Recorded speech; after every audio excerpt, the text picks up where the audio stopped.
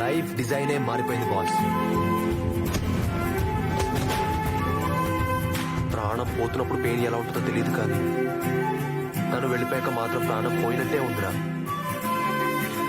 ఇది ప్రేమేనేమో నా క్లారిటీ తెచ్చుకుందామని వస్తే నా ప్రాణాన్ని చంపాలని చూస్తారా?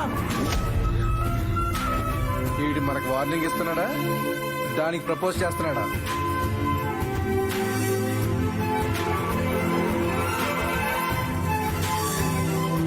నువ్వు సూపర్ రా.